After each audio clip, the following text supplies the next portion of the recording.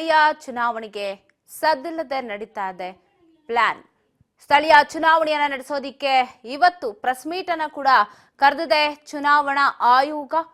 ಇತ್ತೀಚೆಗೆ ಸ್ಥಳೀಯ ಚುನಾವಣೆಗಳು ಆಗದೆ ಇರೋದಿಕ್ಕೆ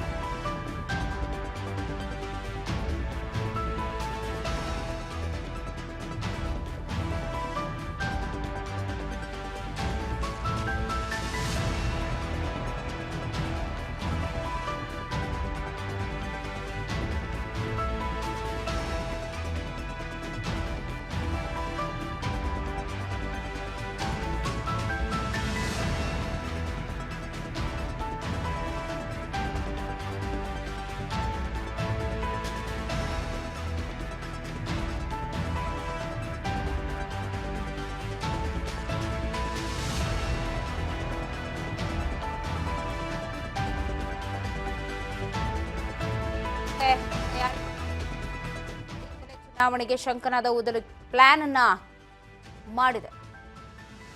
ಎಲೆಕ್ಷನ್ಗೆ 5-6 ತಿಂಗಳು ಬಾಕಿ ಇರುವಾಗಲೇ ಸಜ್ಜಾಗ್ತಾ ಇದೆ ಎಲೆಕ್ಷನ್ ಕಮಿಷನ್. ವಿಪಕ್ಷಗಳಿಗೆ ಟಕ್ಕರ್ ಕೊಡೋದಕ್ಕೆ ಜೆಡ್ಪಿ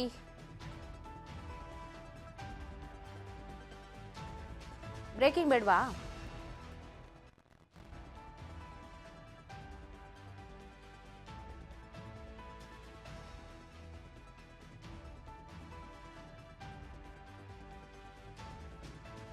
ಚುನಾವಣೆಗೆ ಶಂಕನಾದ ಪ್ಲಾನ್ ಮಾಡಲಾಗಿದ್ದು ಎಲೆಕ್ಷನ್ಗೆ 5-6 ತಿಂಗಳು ಬಾಕಿ ಇರುವಾಗಲೇ ಸಜ್ಜಾಗಿದೆ. ವಿಪಕ್ಷಗಳಿಗೆ ಟಕ್ಕರನ್ನ ಕೊಡೋದಿಕ್ಕೆ ಜೆಡ್ಪಿ ಹಾಗೆ ಟಿಪಿ ಜಿಪಿ ಚುನಾವಣೆಗೆ ಸೂತ್ರವನ್ನ ಹೆಣೆಯಲಾಗಿದೆ.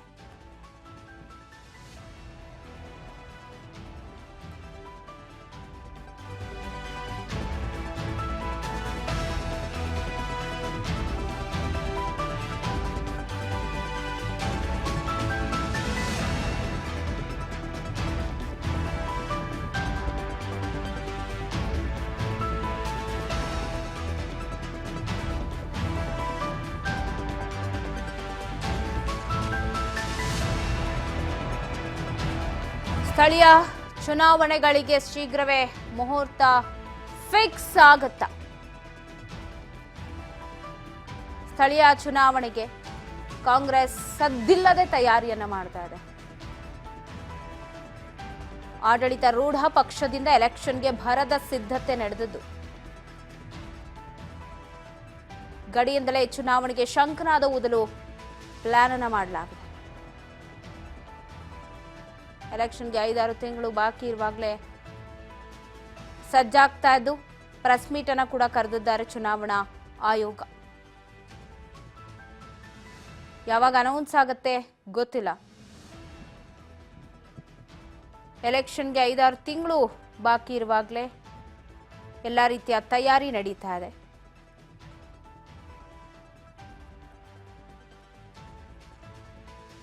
ಈ ಹಿಂದೆ ಕೂಡ ಕೋರ್ಟ್ ಹೇಳಿತ್ತು ಸ್ಥಳೀಯ ಚುನಾವಣೆಯನ್ನ ನಡೆಸಿ ಅಂತ.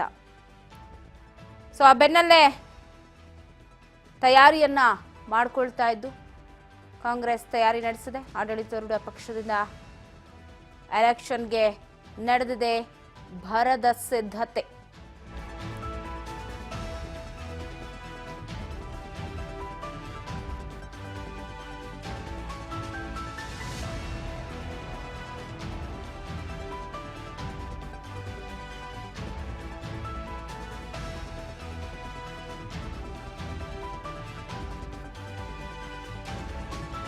ಮಾಜಿ ಪ್ರಧಾನಿ ಸಿಂಗ್ ಸಾವಿನ ಬೆನ್ನಲ್ಲೇ ರದ್ದಾಗಿತ್ತು ಸಮಾವೇಶ ಬೆಳಗಾವಿಯಲ್ಲಿ. ಶತಮಾನೋತ್ಸವಕ್ಕೆ ಅಂತ ಹೇಳಿ ದೊಡ್ಡ ವೇದಿಕೆ ಎಲ್ಲ ಸಿದ್ಧವಾಗಿತ್ತು. ಬಟ್ ಅವರ ಸಾವಾದ ಹಿನ್ನೆಲೆ ಮಾಡಿರಲಿಲ್ಲ. ಜನವರಿ 28 ಅಥವಾ 30ನೇ ತಾರೀಕು ಅದೇ ಜಾಗದಲ್ಲೇ ಸಮಾವೇಶ ನಡೆಸೋದಕ್ಕೆ ತೀರ್ಮಾನವನ್ನ ಮಾಡಿದೆಯಂತೆ ಕಾಂಗ್ರೆಸ್. ಜೈ ಬಾಪು, ಜೈ ಭೀಮ್, ಜೈ ಸಂವಿಧಾನ ಸಮಾವೇಶ. ಮಾಜಿ ಪ್ರಧಾನಿ ಸಿಂಗ್ ಸಾವಿನ ಬೆನ್ನಲ್ಲೇ ರದ್ದಾಗಿದ್ದ ಸಮಾವೇಶ ಈಗ ಮತ್ತೆ ನಡೆಸೋದಿಕ್ಕೆ ಪ್ಲಾನ್ ನಡೆದಿದ್ದು ಜನವರಿ ಎಂಡಲ್ಲಿ ಮಾಡಬೇಕು ಅಂತ ಸಿದ್ಧತೆಯನ್ನ ಮಾಡ್ಕೊಳ್ತಾ ಇದೆ ಕಾಂಗ್ರೆಸ್. ಈ ಮೂಲಕನೇ ಎಲ್ಲೋ ಸ್ಥಳೀಯ ಚುನಾವಣೆಗೆ ಪ್ಲಾನ್ ಮಾಡ್ತಾ ಇದೆ ಅಂತ. ಬೆಳಗಾವಿಯಲ್ಲೇ ರದ್ದಾಗಿದ್ದಂತಹ ಸಮಾವೇಶಕ್ಕೆ ಮತ್ತೊಮ್ಮೆ ಬೆಳಗಾವಿಯಿಂದಲೇ ಪಾಂಚಜನ್ಯ ಮೊಳಗಿಸೋದಿಕ್ಕೆ ಕಾಂಗ್ರೆಸ್ ಸಜ್ಜಾಗ್ತಿದ್ದು, ಈ ಹಿನ್ನೆಲೆ ಜಿಲ್ಲಾ ಪಂಚಾಯತ್, ತಾಲೂಕ್ ಪಂಚಾಯತ್, ಈ ಒಂದು ಪಂಚಾಯತ್ ಚುನಾವಣೆಗಳು ಜೊತೆಗೆ ಬಿಬಿಎಂಪಿ ಚುನಾವಣೆ ಆಗಿರ್ಬೋದು, ಇದೆಲ್ಲವಕ್ಕೂ ಕೂಡ ಎಲ್ಲೋ ಮುಹೂರ್ತ ಫಿಕ್ಸ್ ಆಗೋ ಸಾಧ್ಯತೆಗಳು ಇರಬಹುದು ಅಂತ ಈಗಾಗಲೇ ಹೇಳಿದಂತೆ ಕೋರ್ಟ್ ಈ ಹಿಂದೆನೇ ಹೇಳಿತ್ತು. ಯಾಕಂದ್ರೆ ಬೆಂಗಳೂರು ವಿಚಾರ ಅಂತ ಬಂದಾಗಲೇ ಇಲ್ಲಿ ಬಿಬಿಎಂಪಿ ಎಲೆಕ್ಷನ್ ಆಗದೆ ಇರೋದಕ್ಕೆ ಏನೆಲ್ಲ ಆಗಿದೆ ಬೆಂಗಳೂರಿನಲ್ಲಿ ಅನ್ನೋದು ಎಲ್ಲರಿಗೂ ಗೊತ್ತಿದೆ. ಇದೇ ತರ ಜಿಲ್ಲಾ ಪಂಚಾಯತ್ ಆಗಿರ್ಬೋದು, ಗ್ರಾಮ ಪಂಚಾಯತ್ ಆಗಿರ್ಬೋದು, ಈ ಪಂಚಾಯತ್ ಚುನಾವಣೆಗಳು ಕೂಡ ಆಗಬೇಕು. ಆದ್ರೆ ಮಾತ್ರ ಆಯಾ ಜಿಲ್ಲೆ, ಹಳ್ಳಿ, ಗ್ರಾಮಗಳು ಕೂಡ ಉದ್ಧಾರ ಆಗತ್ತೆ ಅಂತ.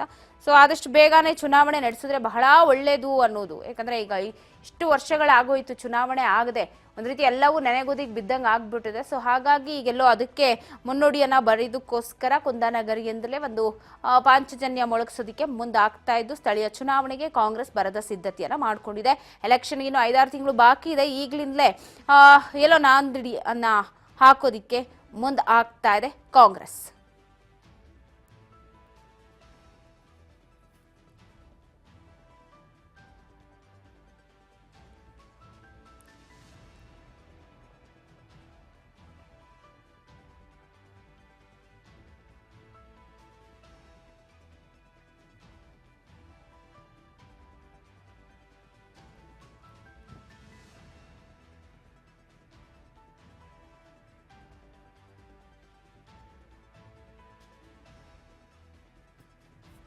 ಸದ್ಯ ಸ್ಥಳೀಯ ಚುನಾವಣೆಗೆ ಸದ್ದಿಲ್ಲದೆ ಕಾಂಗ್ರೆಸ್ ತಯಾರಿಯನ್ನ ನಡೆಸ್ತಾ ಇದೆ. ಹಿಂದೆ ಜೈ ಬಾಪು, ಜೈ ಭೀಮ್, ಜೈ ಸಂವಿಧಾನ್ ಹೆಸರಲ್ಲಿ ಏನು ಶತಮಾನೋತ್ಸವವನ್ನ ದೊಡ್ಡ ಮಟ್ಟಕ್ಕೆ ಮಾಡಬೇಕು ಅಂತ ದೊಡ್ಡದಾಗಿ ವೇದಿಕೆ ಸಜ್ಜಾಗಿತ್ತು, ಎಲ್ಲವೂ ಕೂಡ ತಯಾರಾಗಿತ್ತು. ಆದ್ರೆ ಅಲ್ಲಿ ಮನಮೋಹನ್ ಸಿಂಗ್ ಅವರ ನಿಧನ ಆಗುತ್ತೆ ದೆಹಲಿಯಲ್ಲಿ.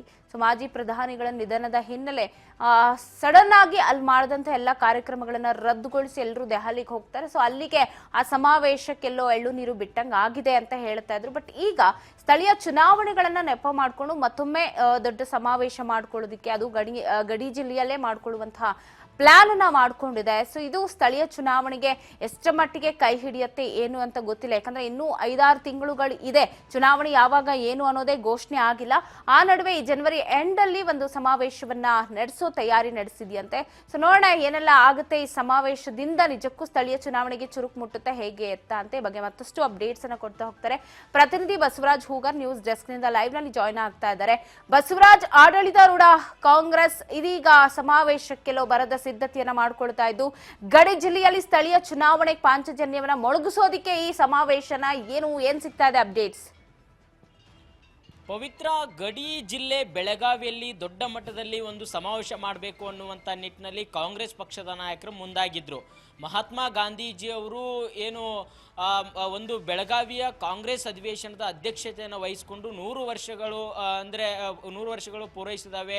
ಈ ಒಂದು ಹಿನ್ನೆಲೆಯಲ್ಲಿ ಶತಮಾನೋತ್ಸವದ ಆಚರಣೆ ಕೂಡ ಮಾಡ್ತಾ ಇದ್ರು. ಒಂದು ದಿನ ಏನು ಕಾರ್ಯಕಾರಿಣಿ, ಕಾಂಗ್ರೆಸ್ ಪಕ್ಷದ ಕಾರ್ಯಕಾರಿಣಿ ಸಭೆ ಕೂಡ ನಡೆಸಿದ್ರು. ಅದಾದ ಬಳಿಕ ಮರುದಿನವೇ ಒಂದು ಕಾಂಗ್ರೆಸ್ ಬೃಹತ್ ಮಟ್ಟದ ಸಮಾವೇಶ ಕೂಡ ಆಯೋಜನೆ ಇತ್ತು. ರಾಜ್ಯದ ಮೂಲೆಗಳಿಂದಲೂ ಕೂಡ ಜನರನ್ನು ಕರೆಸಿ ದೊಡ್ಡ ಮಟ್ಟದಲ್ಲಿ ಮಾಡುವಂಥ ಶಕ್ತಿ ಪ್ರದರ್ಶನ ಮಾಡಲಿಕ್ಕೆ ಕಾಂಗ್ರೆಸ್ ಪಕ್ಷದ ನಾಯಕರು ಮುಂದಾಗಿದ್ರು. ಜೈ ಬಾಪು, ಜೈ ಅಂಬೇಡ್ಕರ್ ಅನ್ನುವಂಥ ಏನು ಒಂದು ಘೋಷಣಾ ವಾಕ್ಯದೊಂದಿಗೆ ಒಂದು ದೊಡ್ಡ ಮಟ್ಟದ ಸಮಾವೇಶ ಮಾಡಲಿಕ್ಕೆ ಆಯೋಜನೆ ಕೂಡ ಮಾಡಿಕೊಂಡಿದ್ರು. ಆದರೆ ಏನು ಮಾಜಿ ಪ್ರಧಾನಿಗಳು ಆಗಿರ್ತಕ್ಕಂಥ ಡಾಕ್ಟರ್ ಮನಮೋಹನ್ ಸಿಂಗ್ ಅವರು ನಿಧನ ಹೊಂದಿದ್ರು. ಈ ಒಂದು ಹಿನ್ನೆಲೆ ಅದನ್ನ ರದ್ದು ಮಾಡಿದ್ರು. ಹಾಗಾಗಿ ಇದೀಗ ಜನವರಿಯ ಅಂತ್ಯದಲ್ಲಿ, ಈ ತಿಂಗಳ ಅಂತ್ಯದಲ್ಲಿ ಒಂದು ಸಮಾವೇಶ ಸಮಾವೇಶನ ಮಾಡಬೇಕು ಅನ್ನುವಂಥದ್ದನ್ನು ಕೂಡ ಕಾಂಗ್ರೆಸ್ ಪಕ್ಷದ ನಾಯಕರು ಹಲವು ಸಿದ್ಧತೆಗಳನ್ನು ಕೂಡ ನಡೆಸ್ತಾ ಇದ್ದಾರೆ ಅನ್ನುವಂಥ ಮಾಹಿತಿ ಕೂಡ ಸಿಗ್ತಾ ಇದೆ. ಯಾಕಂತಂದ್ರೆ ಈಗಾಗಲೇ ಪವಿತ್ರ ಸ್ಥಳೀಯ ಮಟ್ಟದ ಚುನಾವಣೆ ಬರ್ತಾ ಇದೆ. ಈ ಒಂದು ತಾಲೂಕಾ ಪಂಚಾಯತಿ, ಜಿಲ್ಲಾ ಪಂಚಾಯತಿ ಚುನಾವಣೆಗಳಿಂದವೆ. ಈ ಒಂದು ಚುನಾವಣೆಗಳಿಗೂ ಕೂಡ ಈ ಸಮಾವೇಶ ದೊಡ್ಡ ಮಟ್ಟದ ಶಕ್ತಿ ತುಂಬಬೇಕು. ಮತ್ತೆ ಕಾರ್ಯಕರ್ತರು ಕೂಡ ಸಂಘಟನಾತ್ಮಕವಾಗಿ ಚುರುಕಾಗಬೇಕು.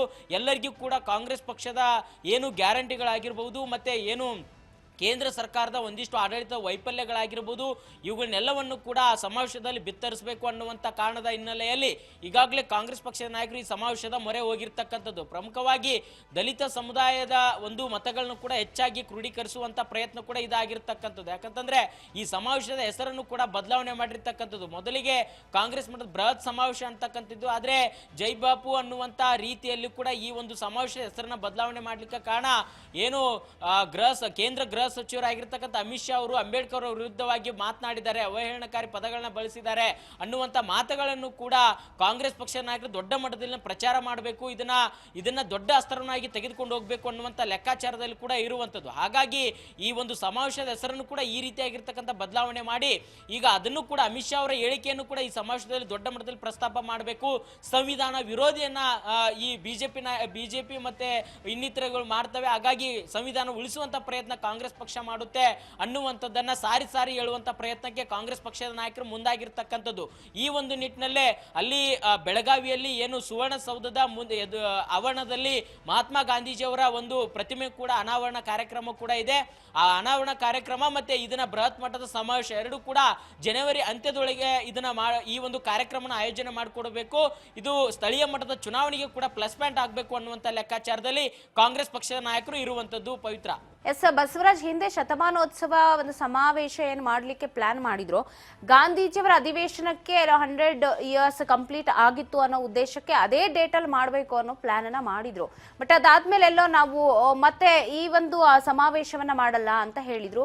ಈಗ ಎಲ್ಲೋ ಚುನಾವಣೆಗೆ ಮತ್ತೆ ಅದೇ ಹೆಸರಲ್ಲಿ ಜೈ ಬಾಪು ಜೈ ಭೀಮ್ ಅನ್ನೋ ಹೆಸರಲ್ಲೇ ಹೋಗ್ತಾ ಇರೋದು ನಿಜಕ್ಕೂ ಸರಿ ಕಾಣುತ್ತಾ? ಇದಕ್ಕೆ ವಿಪಕ್ಷಗಳು ಏನು ಟಾಂಟ್ ಕೊಡಲ್ವಾ ಅಂತ? ಪವಿತ್ರ, ಏನು ಈ ಸಮಾವೇಶವನ್ನ ಮಹಾತ್ಮ ಗಾಂಧೀಜಿಯವರು ಕಾಂಗ್ರೆಸ್ ಅಧಿವೇಶನದ ಅಧ್ಯಕ್ಷತೆ ವಹಿಸಿಕೊಂಡು 100 ವರ್ಷ ಪೂರೈಸಿದ ಹಿನ್ನೆಲೆಯಲ್ಲಿ ಶತಮಾನೋತ್ಸವ ಅನ್ನುವಂಥ ರೀತಿಯಲ್ಲಿ ಇದನ್ನ ಸಮಾವೇಶ ಮಾಡಲಿಕ್ಕೆ ಮುಂದಾಗಿದ್ರು. ಆದರೆ ಇದರ ಹೆಸರನ್ನ ಬದಲಾವಣೆ ಮಾಡಿದಂಥ ಸಂದರ್ಭದಲ್ಲಿ ಜೈ ಬಾಪು ಜೈ ಅನ್ನುವಂಥ ಏನು ಈ ಒಂದು ಘೋಷಣಾ ವಾಕ್ಯ ಏನಿದೆ, ಈ ಒಂದು ಘೋಷಣಾ ವಾಕ್ಯದ ಹಿನ್ನೆಲೆ ಏನು ಅನ್ನುವಂಥದ್ದನ್ನು ನಾವು ನೋಡ್ತಾ ಹೋದ್ರೆ ಒಂದ್ ಕಡೆ ಇದರಲ್ಲಿ ಕೂಡ ರಾಜಕಾರಣ ದೊಡ್ಡ ಮಟ್ಟದಲ್ಲಿ ಬೆರೆತಿದೆ ಅಂತಾನು ಕೂಡ ನಾವು ಹೇಳ್ಬೋದು. ಯಾಕಂತಂದ್ರೆ ಜೈ ಬಾಪು ಜೈ ಅಂಬೇಡ್ಕರ್ ಅನ್ನುವಂಥ ರೀತಿಯಲ್ಲಿ ಏನು ಈ ಘೋಷಣಾ ವಾಕ್ಯ ಇದೆ, ಈ ಒಂದು ಘೋಷಣಾ ವಾಕ್ಯದ ಹಿನ್ನೆಲೆ ಒಂದ್ ಕಡೆ ಕೇಂದ್ರ ಗೃಹ ಸಚಿವರಾಗಿರ್ತ ಅಮಿತ್ ಶಾ ಅವರ ಒಂದಿಷ್ಟು ಹೇಳಿಕೆಗಳ ಒಂದು ವಿರುದ್ಧವಾಗಿ ಒಂದ್ ಕಡೆ ಇದನ್ನ ಕೇಂದ್ರ ಸರ್ಕಾರದ ಅಂದ್ರೆ ವಿಪಕ್ಷಗಳ ವಿರುದ್ಧ ದೊಡ್ಡ ಮಟ್ಟದಲ್ಲಿ ಇದನ್ನು ಕೂಡ ಅಸ್ತ್ರವಾಗಿ ಪರಿಣಮಿಸಿಕೊಳ್ಬೇಕು. ಸ್ಥಳೀಯ ಮಟ್ಟದ ಚುನಾವಣೆ ಕೂಡ ಬರ್ತಾ ಇದ್ದಾವೆ.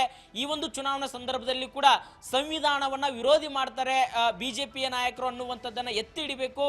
ಈ ಒಂದು ನಿಟ್ಟಿನಲ್ಲಿ ಅಮಿತ್ ಶಾ ಅವರು ಈ ರೀತಿಯಾಗಿರ್ತ ಹೇಳಿಕೆ ಕೊಟ್ಟಿದ್ದಾರೆ.